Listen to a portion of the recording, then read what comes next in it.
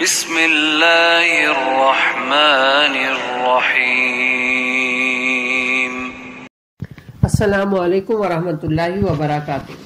اس وقت ہم شہادت پیغمبر اسلام اور شہادت امام حسن مجتبیٰ کے حوالے سے گفتگو کریں گے۔ حجۃ الوداع سے واپسی پر غدیر خم میں اپنی جانشینی کا اعلان پیغمبر اسلام کر چکے تھے اور آخر وقت میں آپ یہ ضروری سمجھتے تھے کہ اسے دستاویزی شکل دے دوں، لہذا اصحاب سے کہا کہ مجھے قلم، دعوات اور کاغذ دے دو تاکہ میں تمہارے لیے ایک ایسا نوشتہ لکھ دوں جو تمہیں گمراہی سے ہمیشہ ہمیشہ بچانے کے لیے کافی ہو۔ یہ سن کر اصحاب میں چیمے گوئیاں شروع ہو گئیں اور حسبنا کتاب اللہ کا نعرہ بلند کر دیا گیا اور یوں ایک شور و غل کا سماع ہو گیا۔ اس واقعے سے حضرت کو سخت صدمہ ہوا اور آپ نے جھنجھلا کر فرمایا، میرے پاس سے اٹھ کر چلے جاؤ، نبی کے روبرو شور و غل انسانی ادب نہیں ہے۔ مورخین لکھتے ہیں کہ آخری وقت میں آپ نے یعنی پیغمبر اسلام نے جناب سیدہ اور حسنین کو طلب فرمایا اور حضرت علی کو بلا کر وصیت کی، اے علی، تمہیں میرے بعد سخت صدمات پہنچیں گے، تم صبر کرنا اور دیکھو جب اہل دنیا پرستی کریں تو تم دین اختیار کیے رہنا۔ حضرت علی علیہ السلام سے وصیت فرمانے کے بعد آپ کی حالت متغیر ہو گئی۔ حضرت فاطمہ جن کے زانوں پر سر مبارک رسالت مآب تھا فرماتی ہیں، ہم لوگ انتہائی پریشانی میں تھے کہ ناگاہ ایک شخص نے اذن حضوری چاہا، میں نے داخلے سے منع کر دیا اور کہا کہ اے شخص، یہ وقت ملاقات کا نہیں ہے، اس وقت واپس چلا جا۔ اس نے کہا میری واپسی ناممکن ہے، مجھے اجازت دیجیے کہ میں حاضر ہو جاؤں۔ حضرت کو جو قدر افاقہ ہوا تو آپ نے فرمایا، اے فاطمہ اجازت دے دو، یہ ملک الموت ہے۔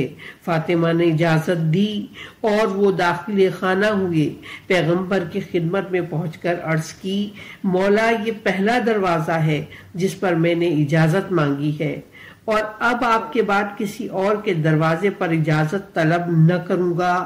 ارباب ازا، یہ فاطمہ زہرا کا مقام تھا، لیکن ہائے افسوس، بعد رحلت پیغمبر اسلام یہی در فاطمہ زہرا تھا جسے جلایا گیا اور جسے جلتے ہوئے دروازے کو فاطمہ زہرا پہ گرایا گیا، جس سے جناب محسن جو شکم مادر میں تھے شہید ہو گئے۔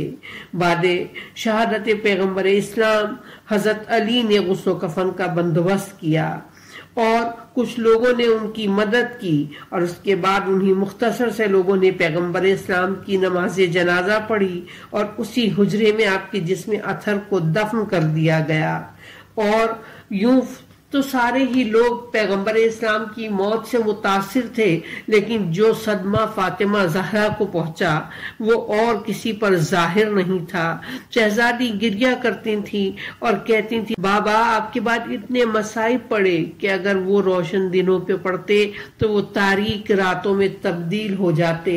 ارباب ازا، حقیقت یہی ہے کہ بعد پیغمبر اسلام آل رسول پر مسلسل مصائب ڈھائے جاتے رہے اور طرح طرح کے مظالم کر کے اولاد فاطمہ زہرا کو اس دنیا سے جانے کے لیے کبھی شہادت کے لیے زہر کو استعمال کیا گیا اور کبھی تلوار کو استعمال کیا۔ امام حسن مجتبیٰ کی شہادت کا احوال بھی اسی طرح سے ہے، گرچہ کہ امام حسن صلح کے بعد مدینے میں گوشہ نشین ہو گئے تھے، لیکن امیر شام آپ کے در پہ آزار رہے۔ انہوں نے بار بار کوشش کی کہ کس طرح امام حسن اس دار فانی سے روانہ ہو جائیں اور اس سے ان کا مقصد یزید کے خلافت کے لیے زمین ہموار کرنا تھا۔ چنانچہ امیر شام نے 5 بار آپ کو زہر دلوایا، لیکن ایام حیات باقی تھے، زندگی ختم نہ ہو سکی۔ بالآخر شاہ روم سے ایک زبردست قسم کا زہر منگوا کر جادہ بنت اشس کے پاس امیر شام نے بھیجا اور کہلا دیا کہ جب امام حسن شہید ہو جائیں گے تب ہم تجھے 1 لاکھ درہم دیں گے اور تیرا عقد اپنے بیٹے یزید کے ساتھ کر دیں گے۔ اس نے اپنی کوشش کی کہ امام حسن کو زہر دے، لیکن وہ موقع نہ پا سکی، لیکن اس نے اپنی کوششیں جاری رکھی اور بالآخر 28 صفر کی شب وہ اس جگہ جا پہنچی جس مقام پر امام حسن سو رہے تھے، اور اس نے اس پانی میں زہر حلاحل ملا دیا جو کہ امام کے سرہانے رکھا تھا، اور خاموشی سے وہاں سے واپس آ گئی۔ جو اس کی واپسی کے تھوڑی دیر بعد ہی امام حسن کی آنکھ کھلی۔ آپ نے جناب زینب کو آواز دی اور کہا، اے بہن، میں نے ابھی اپنے نانا، اپنے پدر بزرگوار اور اپنی مادر گرامی کو خواب میں دیکھا ہے۔ وہ فرماتے تھے کہ اے حسن، کل رات ہمارے پاس ہوں گے تم۔ اس کے بعد آپ نے وضو کے لیے پانی مانگا، خود اپنا ہاتھ بڑھا کر سرہانے سے پانی لیا اور پی کر فرمایا، اے بہن زینب، یہ کیسا پانی ہے جس نے میرے حلق سے ناف تک ٹکڑے ٹکڑے کر دیا ہے۔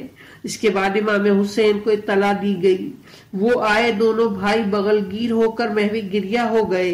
اس کے بعد امام حسین نے چاہا کہ ایک کوزہ پانی وہ خود بھی پیئیں اور امام حسن کے ساتھ نانا کے پاس پہنچے۔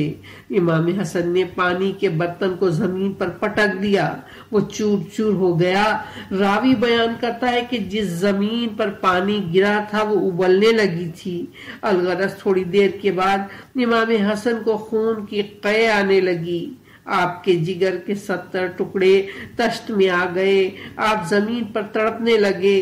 جب دن چڑھا تو آپ نے امام حسین سے پوچھا، میرے چہرے کا رنگ کیسا ہے؟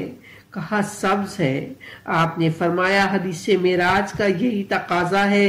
لوگوں نے پوچھا، مولا حدیث معراج کیا ہے؟ فرمایا، شب معراج میرے نانا نے آسمان پر 2 قصر، ایک زمرد کا ایک یاقوت سرخ کا دیکھا، تو پوچھا کہ اے جبریل، یہ دونوں قصر کس کے لیے ہیں؟ انہوں نے عرض کی، ایک حسن کے لیے، دوسرا حسین کے لیے۔ پوچھا، دونوں کے رنگ میں فرق کیوں ہے؟ کہا، حسن زہر سے شہید ہوں گے اور حسین تلوار سے شہادت پائیں گے۔ یہ کہہ کر آپ حسین سے لپٹ گئے اور دونوں بھائی رونے لگے اور آپ کے ساتھ ہی در و دیوار بھی رونے لگے۔ امام حسین سے فرمایا امام حسن نے، یوں تو مجھے کئی بار زہر دیا گیا، لیکن ایسا قاتل زہر ایک بار بھی نہ تھا۔ اس نے میرے جگر کے ٹکڑے ٹکڑے کر دیے۔ مجھے یقین ہو گیا اب میں نہیں بچ سکتا، اور وہ وقت قریب ہے کہ میں تم سے ہمیشہ کے لیے جدا ہو جاؤں۔ سارے اہل خانہ جمع تھے اور انہی لوگوں میں بی بی ام فرما گود میں قاسم کو لیے ہوئے موجود تھیں۔ ایک مرتبہ امام حسن نے ایک تعویذ دیا اور ام فروا سے یہ کہا کہ جب کوئی مشکل گھڑی آئے تو یہ میرے بیٹے قاسم کے باندھو، اس مشکل گھڑی میں اس تعویذ کو کھول لینا۔ میں کہوں یہ تعویذ کا دینا بتاتا ہے کہ اس وقت گرچہ بستر مرگ پر ہے امام حسن، لیکن کربلا میں حسین کی غربت نظروں کے سامنے ہے، اس لیے کہ تعویذ روز عاشورہ جناب قاسم نے کھولا تھا، اور اس تعویذ کو دکھانے کی وجہ سے ہی امام حسین نے قاسم کو رن کی اجازت دی تھی۔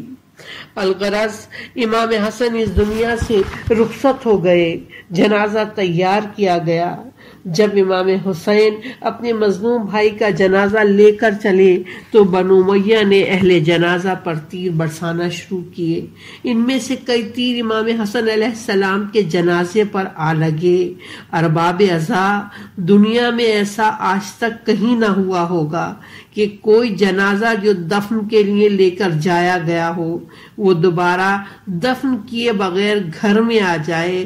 ہاں، مگر آل رسول میں سے امام حسن کا جنازہ یہ وہ جنازہ ہے جو دفن کے لیے لے جایا گیا لیکن ابھی دفن نہیں کیا گیا تھا کہ واپس گھر پہ لایا گیا۔ جب گھر پہ لے کر آئے تو ایک مرتبہ بہنیں پریشان ہو گئیں۔ امام حسین نے کہا، زینب بہن بیٹھ جاؤ، پہلے تیروں کو جنازے سے جدا کرو۔ ایک طرف حسین بیٹھے، ایک طرف زینب بیٹھیں، اور امام حسن کے جنازے سے تیروں کو جدا کیا گیا۔